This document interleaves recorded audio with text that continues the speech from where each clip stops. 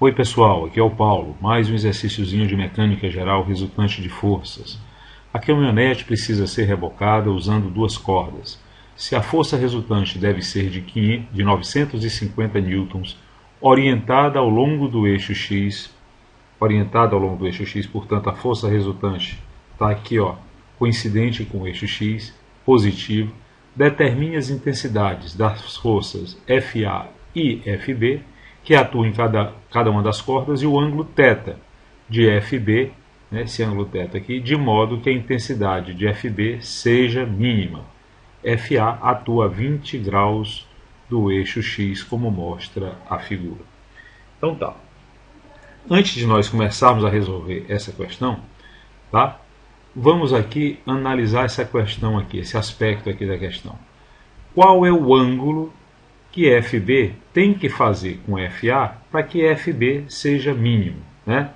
Só que ele pede esse ângulo θ, só que eu também já tenho esse ângulozinho aqui de 20 graus, tá? Então vamos colocar aqui nosso esquema.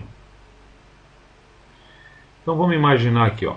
Aqui eu tenho a resultante, porque ele diz que a resultante está no eixo X positivo, né? Aqui eu tenho a resultante.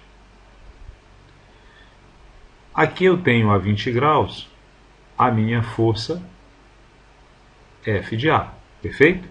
Se eu for utilizar a regra do paralelogramo, uma das primeiras coisas que eu tenho que fazer é ir aqui para a extremidade da resultante e traçar aqui, ó, uma paralela à força FA.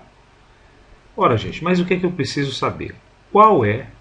Eu preciso saber qual é o ângulo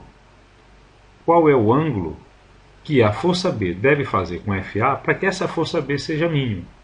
Ora, se eu posicionar aqui na origem, né, eu terei várias possibilidades de ângulos para a força FB. Tá? Então, poderia colocar aqui a força FB? Sim, poderia. Poderia colocar nessa posição? Poderia. Eu tenho aqui infinitas posições para a força FB que me dariam ângulos diferentes. Mas eu quero aquele ângulo especial que essa força B vai ser mínimo.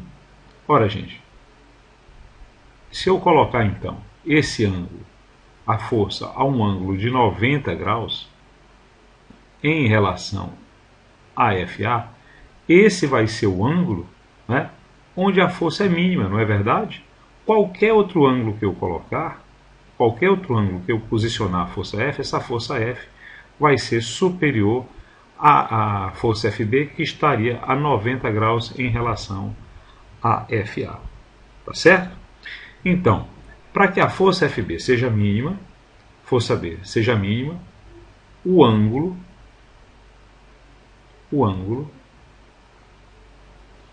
deve ser 90 graus.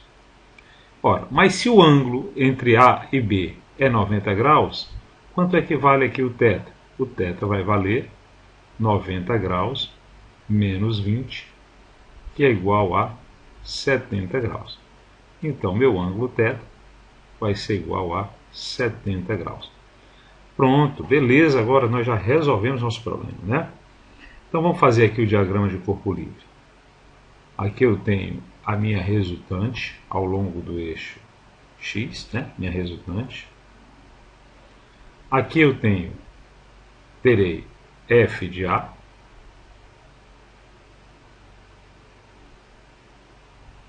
F de A, que está aqui a 20 graus, tá certo? E o que é que ele me diz? F de B tem que estar a 90 graus em relação a F de A para que ele seja mínimo, não é? Então, posicionar aqui, ó, F de B tem que estar aqui a 90 graus em relação a F de A. Portanto, esse ângulo aqui, ó, esse ângulozinho do F de B com a horizontal é de 70 graus, tá certo? Então, vou fazer aqui, ó, traçar o meu paralelogramo, tá? Posso transportar F de B para cá. Não ficou legal. Vamos lá. Recomeçar.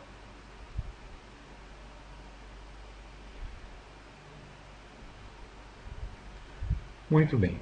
Então vou fazer aqui o meu diagrama de corpo livre, tá? Meu diagrama de corpo livre, meu DCL. Posicionar aqui a minha resultante em X.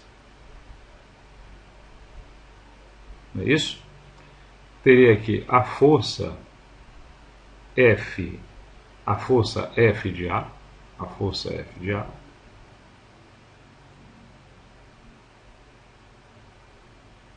A 20 graus. Não é isso? Posicionar aqui a força F de B. Tá certo? Aqui a força F de A. Aqui a força FB. Perfeito? Vou traçar aqui agora o meu paralelograma, né? Meu paralelograma. Tá? Aqui terei F de B, aqui F de A. O ângulo que F de A faz com a horizontal, onde está posicionada a resultante, é de 20 graus. E o ângulo que faz F de B em relação à horizontal, como o ângulo entre FA e F de B, nós verificamos que para que FB seja mínimo é 70 graus. Aqui eu coloco. Muito bem. Vou criar aqui meu diagrama, meu triângulo de forças, né? Vou transportar F de B, né, aqui para essa posição, né?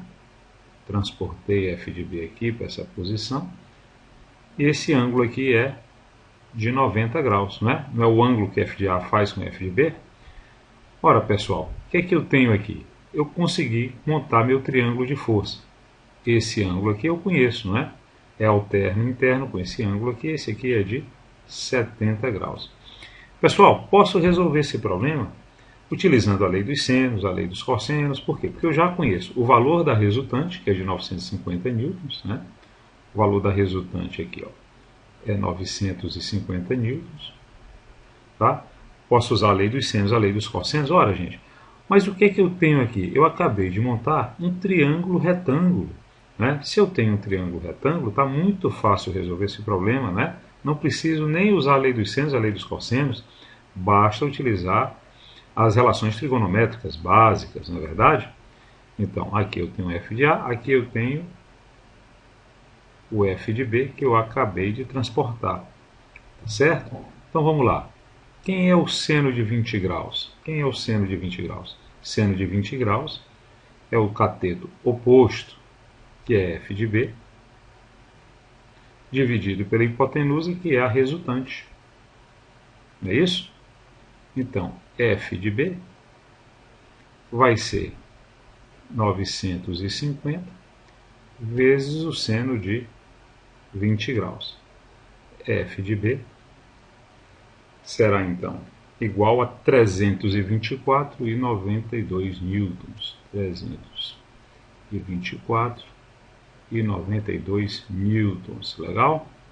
Está aqui a nossa primeira resposta. E o cosseno de 20? Quem é o cosseno de 20? Quem é o ângulo adjacente a 20 graus? O ângulo adjacente a 20 graus é justamente F de A, dividido pela hipotenusa. A hipotenusa é a própria resultante. Logo, o F de A será 950 vezes o cosseno de 20 graus. Então, F de A corresponde a um valor de 892,71 newtons. Probleminha resolvido, mais um.